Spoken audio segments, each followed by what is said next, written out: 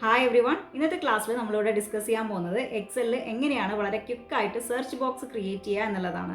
Search box എന്ന് പറയുമ്പോൾ നമുക്കറിയാം, ഒരു എംപ്ലോയി നെയിം അല്ലെങ്കിൽ ഒരു സ്റ്റുഡൻറ്റ് നെയിം, അതും അല്ലെങ്കിൽ പ്രോഡക്റ്റ് നെയിം, ഇതിലേതെങ്കിലുമൊക്കെ സെർച്ച് ചെയ്യാൻ വേണ്ടിയിട്ട്, അതായത് ഒരു വലിയ ഡാറ്റാബേസിൽ നിന്ന് ഇതേതെങ്കിലും ഒന്ന് സെർച്ച് ചെയ്ത് അതിൻ്റെ ഡീറ്റെയിൽസ്, അതായത് അതിൻ്റെ കംപ്ലീറ്റ് ഡീറ്റെയിൽസും ഹൈലൈറ്റ് ചെയ്ത് വരാൻ വേണ്ടിയിട്ടാണ് നമ്മൾ ഈ സെർച്ച് ബോക്സ് ഇവിടെ ക്രിയേറ്റ് ചെയ്യുന്നത്. ഇവിടെ നമ്മൾ സെർച്ച് ബോക്സ് ക്രിയേറ്റ് ചെയ്യുന്നത് കണ്ടീഷണൽ ഫോർമാറ്റിംഗ് യൂസ് ചെയ്തിട്ടാണ്. അപ്പോൾ എങ്ങനെയാണെന്ന് അറിയേണ്ടത്, നമുക്ക് സ്റ്റാർട്ട് ചെയ്യാം.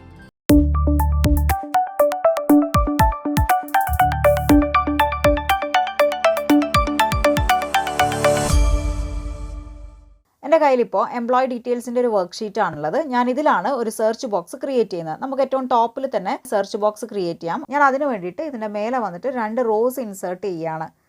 കണ്ടല്ലോ, ഇൻസേർട്ട് ചെയ്യാനൊക്കെ നിങ്ങൾക്ക് അറിയാമായിരിക്കും അല്ലേ. ഇതാ, നമുക്ക് 2 റോസ് ഇവിടെ ഇൻസേർട്ട് ആയിട്ടുണ്ട്. ഇനി ഞാനിവിടെ സെർച്ച് എന്ന് പറഞ്ഞിട്ട് ടൈപ്പ് ചെയ്ത് കൊടുക്കുകയാണ്. അതേപോലെ തന്നെ ഫിൽ കളർ യൂസ് ചെയ്തിട്ട് ഇതിൽ യെല്ലോ കളർ ഫില്ല് ചെയ്ത് കൊടുക്കുകയാണ്. അതേപോലെ തന്നെ നമുക്ക് സെർച്ച് ചെയ്യേണ്ട ആ ഒരു സെല്ലിൽ വന്നിട്ട് വേറൊരു കളർ കൂടി ഫില്ല് ചെയ്ത് കൊടുക്കുകയാണ്. അപ്പോൾ അങ്ങനെ നമ്മുടെ ഫസ്റ്റ് സ്റ്റെപ്പ് ഇവിടെ കഴിഞ്ഞു. അതിനുശേഷം നമ്മൾ എന്താ ചെയ്യേണ്ടതെന്ന് വെച്ചിട്ടുണ്ടെങ്കിൽ നമ്മുടെ ഡാറ്റ ഒന്ന് സെലക്ട് ചെയ്ത് കൊടുക്കുക. പ്രത്യേകം ശ്രദ്ധിക്കുക, ഹെഡേഴ്സ് സെലക്ട് ചെയ്യേണ്ട ആവശ്യം ഇല്ല. അങ്ങനെ നമ്മുടെ ഡാറ്റ സെലക്ട് ചെയ്തതിന് ശേഷം കണ്ടീഷണൽ ഫോർമാറ്റിംഗിലേക്ക് പോവുക. ഇതിൽ ന്യൂ റൂൾ എന്നുള്ള ഓപ്ഷൻ എടുക്കുക. Then use a formula to determine which cells to format എന്നുള്ളത് സെലക്ട് ചെയ്യുക. അപ്പോൾ നമുക്ക് ഇങ്ങനെയുള്ളൊരു ബോക്സ് വരുന്നതായിരിക്കും. അതായത് format values where this formula is true എന്നുള്ളിടത്ത് അതിൽ നമ്മൾ എന്ത് ചെയ്യണം, ആദ്യം നമ്മുടെ ഈ സെർച്ച് ബോക്സ് ഒന്ന് സെലക്ട് ചെയ്ത് കൊടുക്കുക. ദെൻ ഈക്വൽ ടു സിമ്പിൾ ഇടുന്നു. ഇനി അടുത്തതായിട്ട് നമ്മൾ സെലക്ട് ചെയ്യേണ്ടത് എന്തിനെ ബേസ് ചെയ്തിട്ടാണോ നമ്മൾ സെർച്ച് ചെയ്യാൻ ഉദ്ദേശിക്കുന്നത്. അതായത് എനിക്കിപ്പോൾ എംപ്ലോയി നെയിം ആണ് ഹൈലൈറ്റ് ചെയ്ത് വരേണ്ടതെങ്കിൽ, അതായത് ഞാനിപ്പോൾ ലിസ എന്ന് ടൈപ്പ് ചെയ്യുമ്പോൾ ലിസയുടെ കംപ്ലീറ്റ് ഡീറ്റെയിൽസും ആണ് വരേണ്ടത് എങ്കിൽ ഞാൻ എന്താണോ ടൈപ്പ് ചെയ്യാൻ ഉദ്ദേശിക്കുന്നത്, ഓക്കെ, അതൊന്ന് സെലക്ട് ചെയ്ത് കൊടുക്കുക. ഈ ഒരു $സൈൻ, അതായത് ഈ 4ൻ്റെ അടുത്തുള്ള $സൈൻ ഒന്ന് റിമൂവ് ചെയ്ത് കൊടുക്കണം.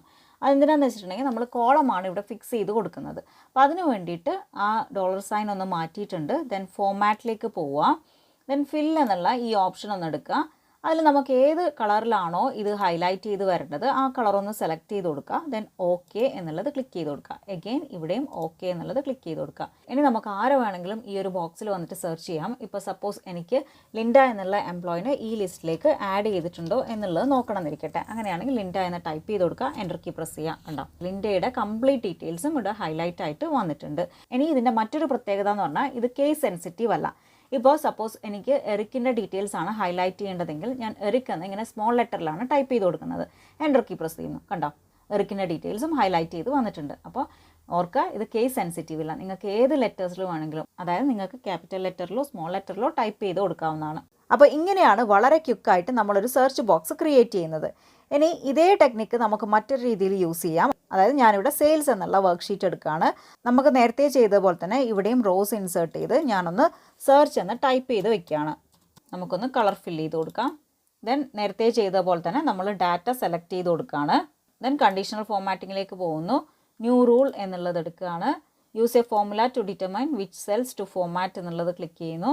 ഇവിടെ വന്നിട്ട് സെർച്ച് ബോക്സ് ഒന്ന് സെലക്ട് ചെയ്ത് കൊടുക്കുന്നു. ഈക്വൽ ടു സിമ്പിൾ ഇടുന്നു. ദെൻ ആപ്പിൾ എന്നുള്ള, അതായത് എന്തിനെ ബേസ് ചെയ്തിട്ടാണോ നമുക്ക് സെർച്ച് ചെയ്യേണ്ടത് അതൊന്ന് സെലക്ട് ചെയ്ത് കൊടുക്കുന്നു. ആപ്പിളിനെ ബേസ് ചെയ്തിട്ടാണ്, അതായത് പ്രോഡക്റ്റ് നെയിമിനെ ബേസ് ചെയ്തിട്ടാണ്. അപ്പോൾ അതൊന്ന് സെലക്ട് ചെയ്ത് കൊടുക്കുന്നു.